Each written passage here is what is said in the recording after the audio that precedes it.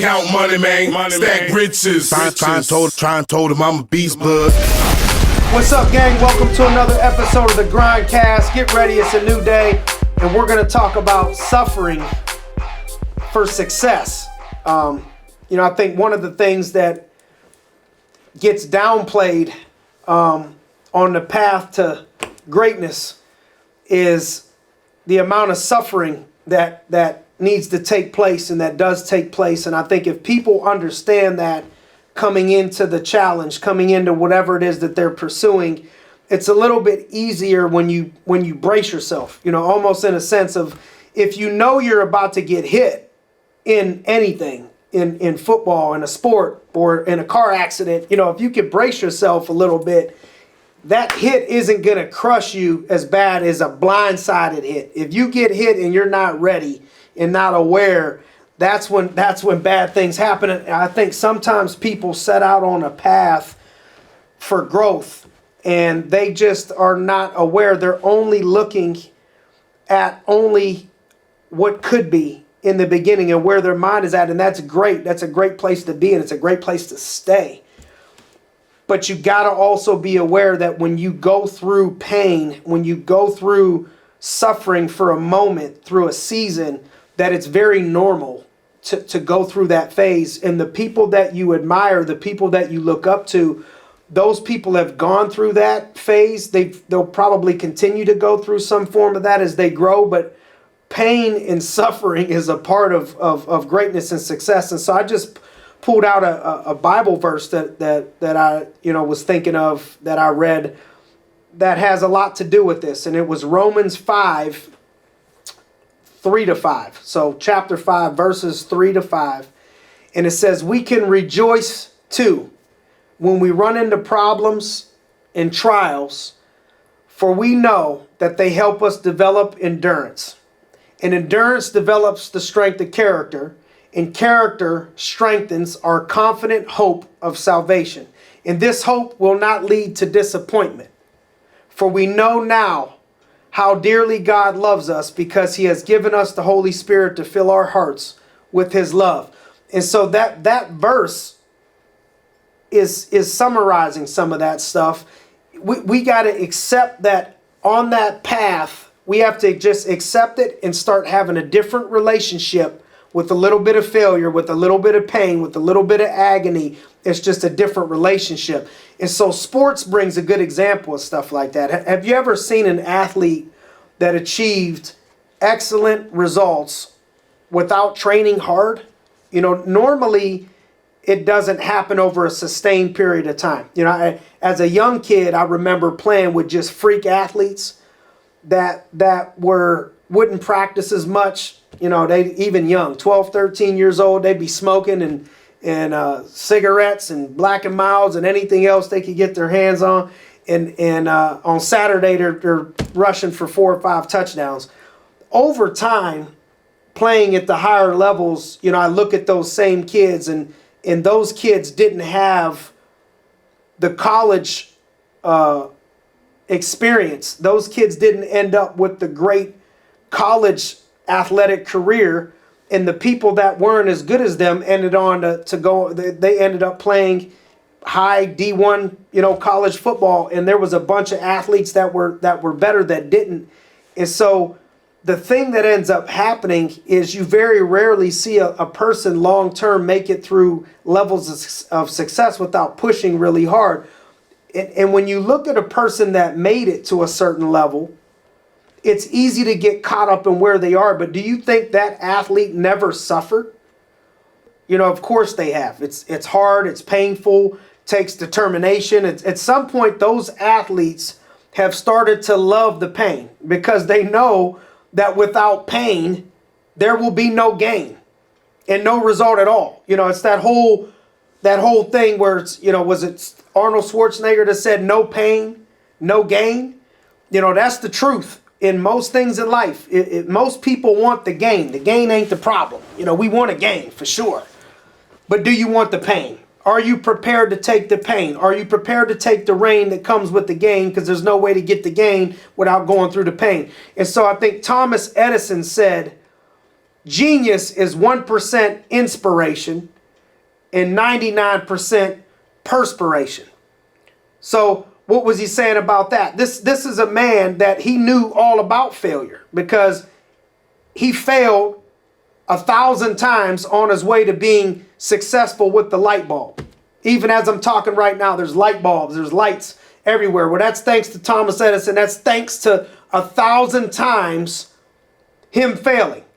Because apparently every time he saw that failure, he saw it as an opportunity. And so we got to look at things and understand that in order to go to the next level and not stay where we are, stay average, stay comfortable, stay complacent, stay status quo, understand that status quo is is Latin for the mess we are in. Because I think that people, if they end up being stagnant, it's that whole thing where you hear you're either growing or you're dying.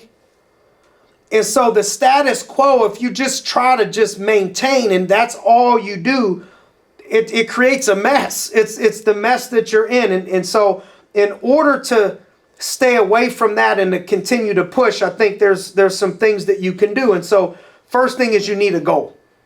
You need a goal. That goal needs to be specific and measurable.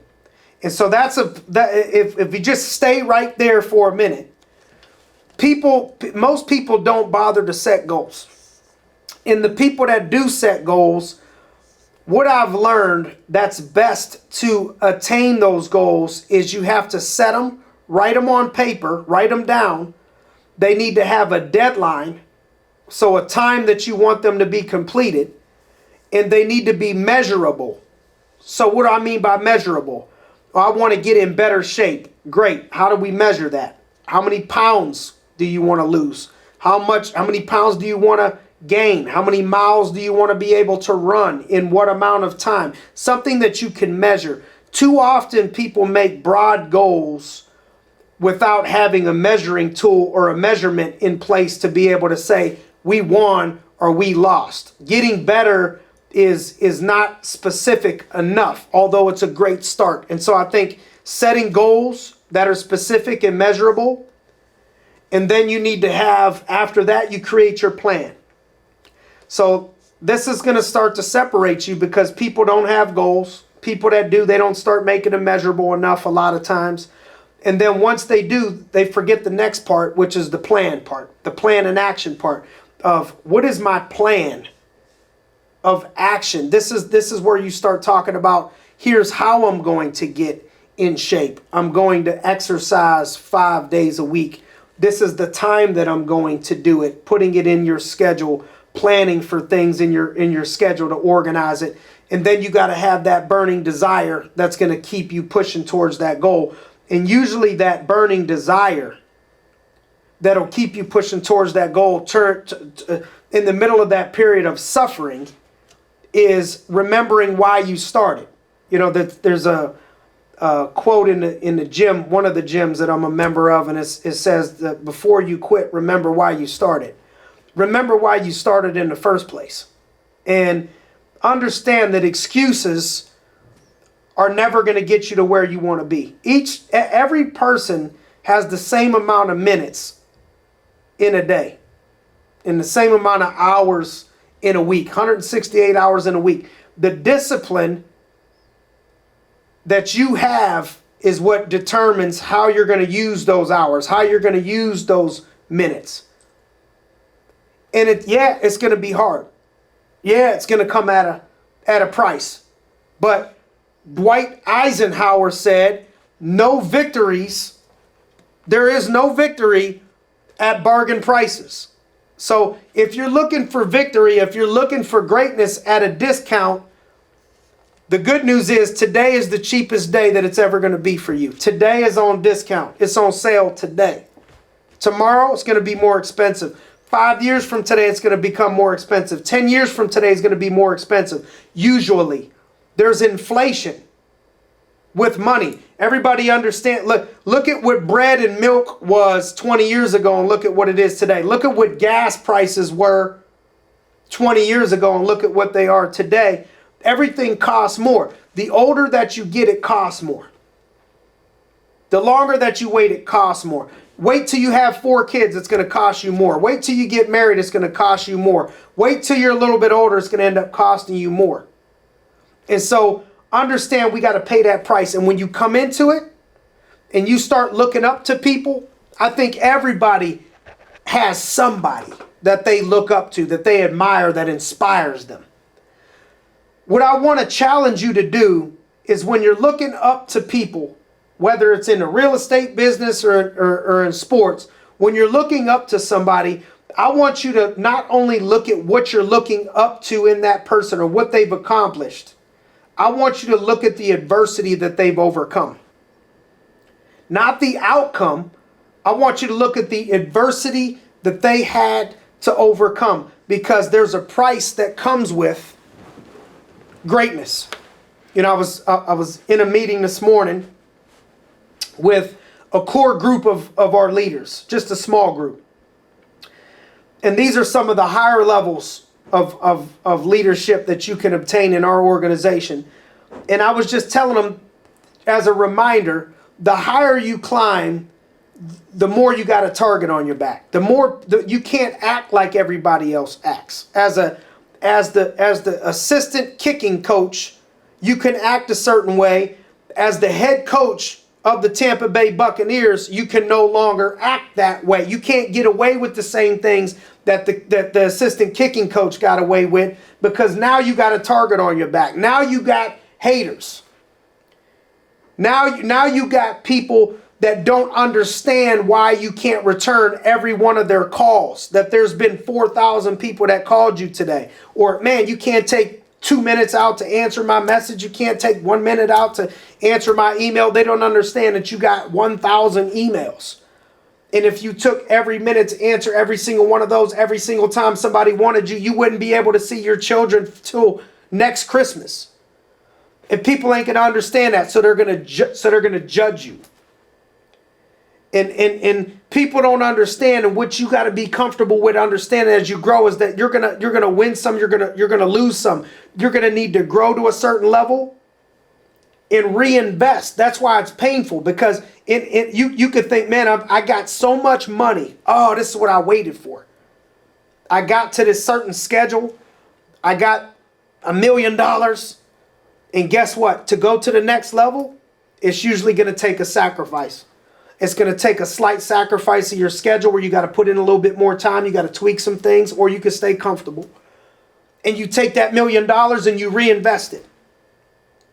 You look at Elon Musk. You know, I think was it Elon Musk that now is worth more money than Bill Gates and Warren Buffett. If you look, oh man, he's a billionaire. He took every penny he had.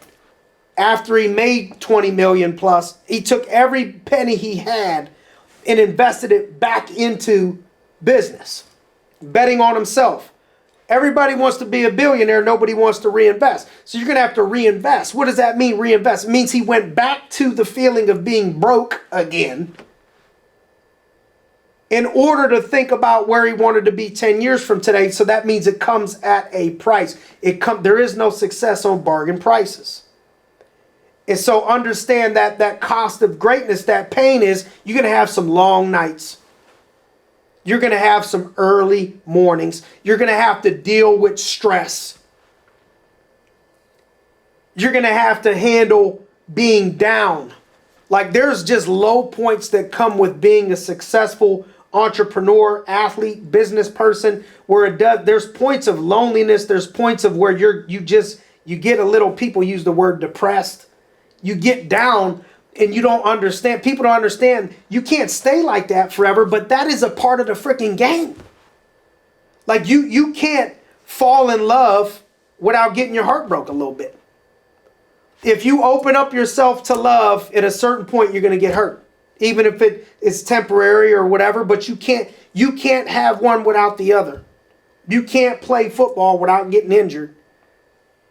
You can't play the game of greatness without having stress in times of you being down and feeling down.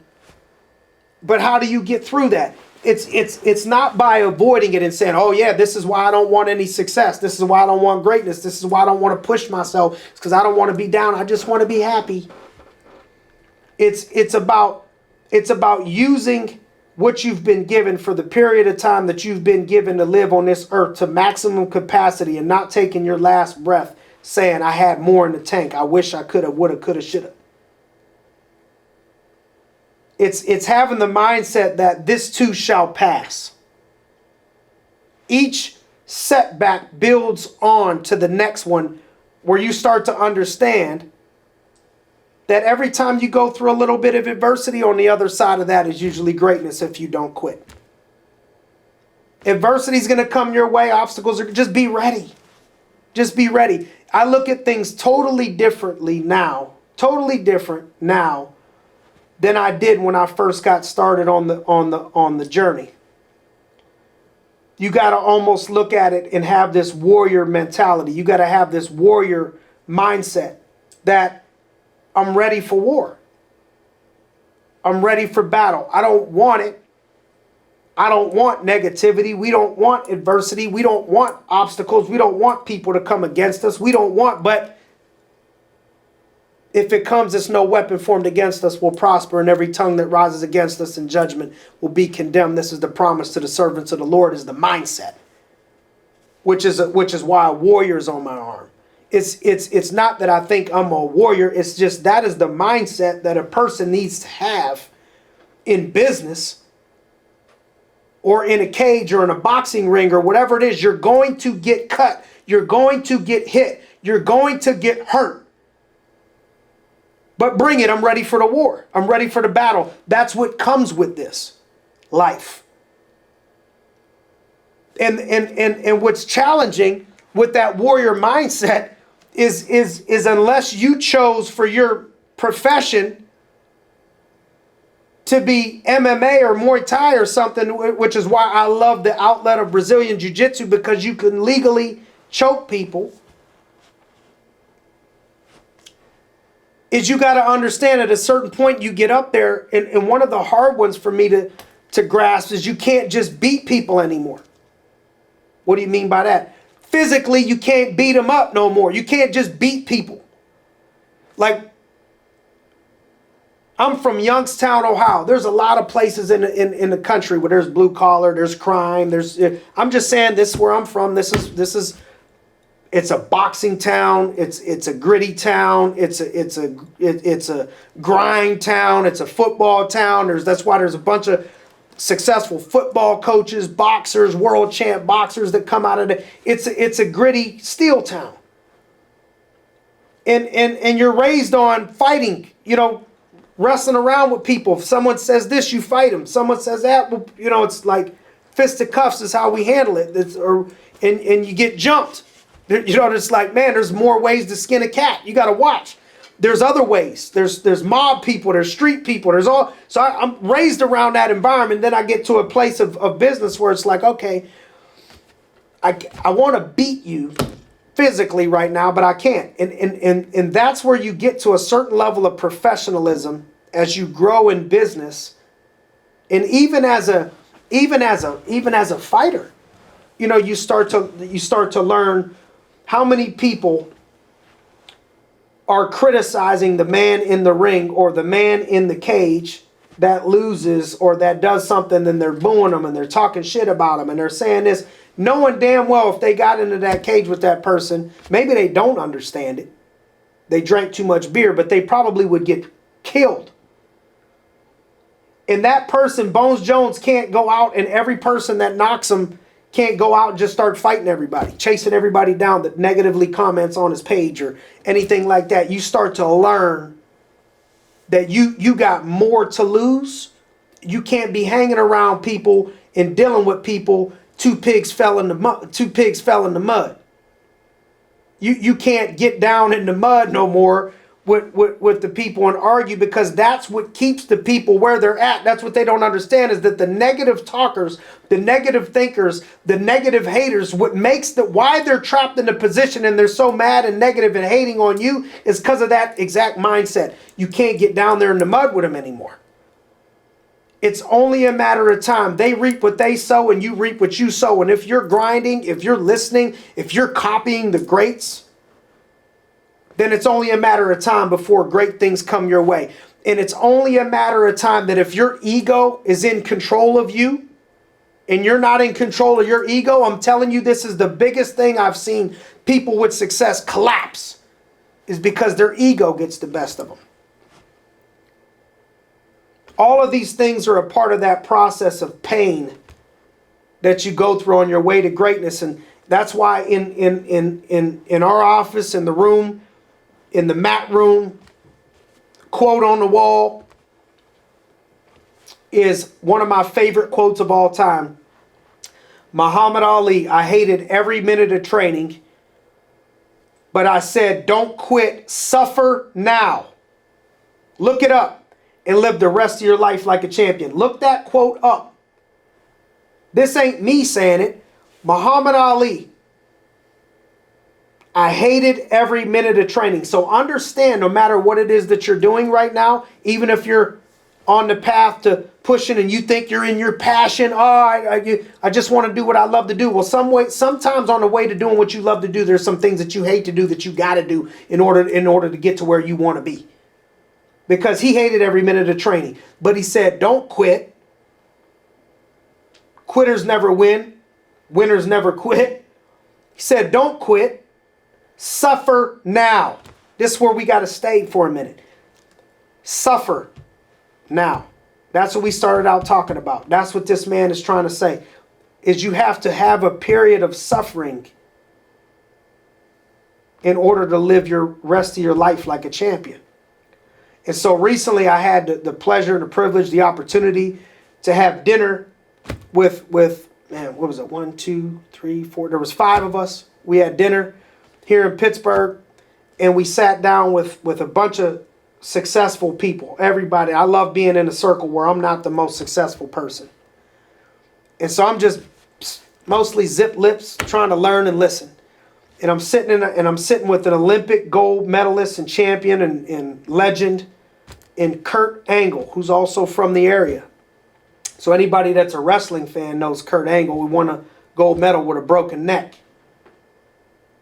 Won a gold medal in wrestling with a broken neck. People can't even mop the floor with a broken neck. This dude won it. So it's savage. Savage. And so he's sitting there and he starts bringing up, I forget how it came up, and he said, yeah, I had a love-hate relationship with wrestling. I didn't enjoy it all the time. So this is one of the only times I really opened my mouth. Because I thought that it was going to match what Muhammad Ali said. So arguably one of the greatest in the sport of wrestling, arguably one of the greatest in boxing of all time, definitely up there, but definitely both Hall of Famers. Are they having the same thoughts?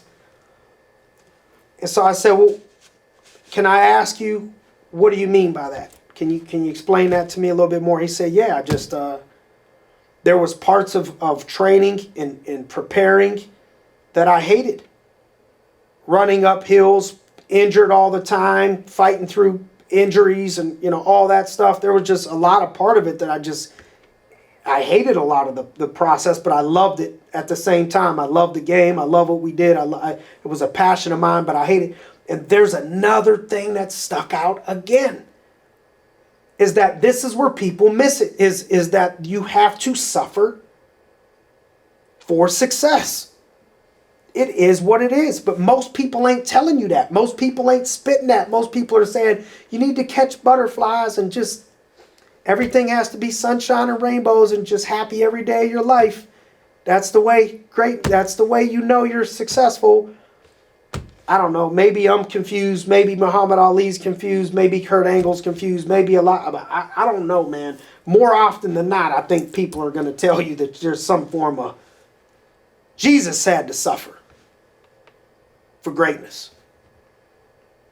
Guarantee you, Gandhi had to suffer for greatness. They locked him up. Change the world, there's going to be some type of suffering going on for greatness. Even DJ Khaled had a 2013 album out, Suffering for Success. Woo! Why did DJ Khaled use that?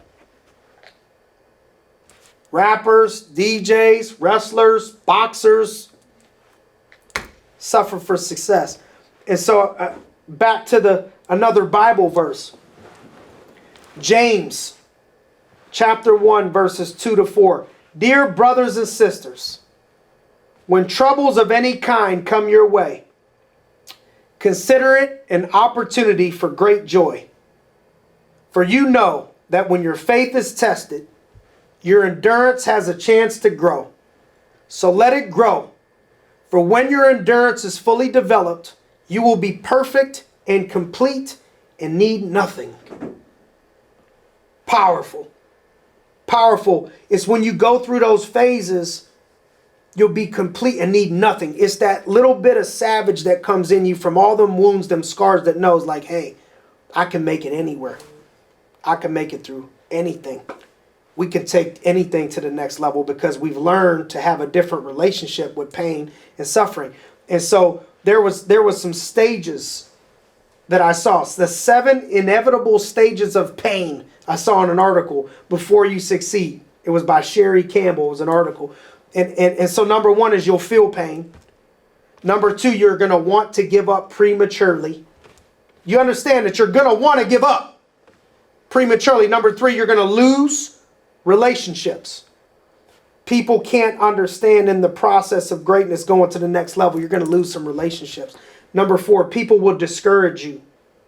People will discourage you, your own friends, your own family, your own haters, your own critics. Number 5, you will be hated for no reason.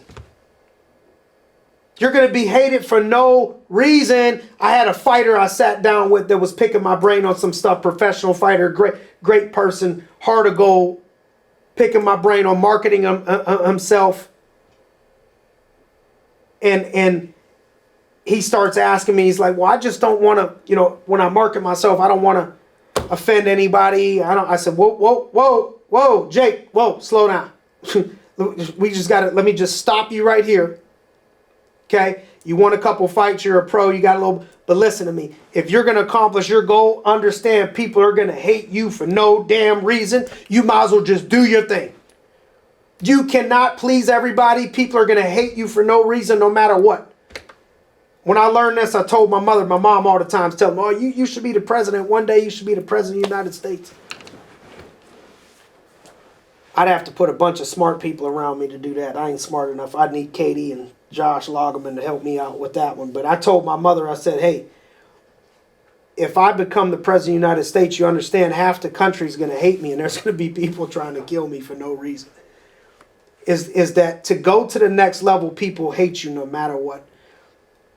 6th thing is you're going to doubt yourself. You'll have points of time where you doubt yourself. And the 7th thing is you will fail. You'll have some failure. That's part of the process, but it's all going to be worth it. It's all going to be worth it. And so I want to encourage you on your mission, on your vision for what you're striving for. Develop a different relationship with success. Understand that the temporary pain and obstacles that you go through is a necessary step to going to where it is that you're destined to be. Don't quit. Don't give up. Stand strong in the pocket. And we'll see you on top. Let's get it. Thanks for joining us on another episode of the GRINDcast. Get ready. It's a new day. Count money, man. Stack riches. Try and told him I'm a beast, bud.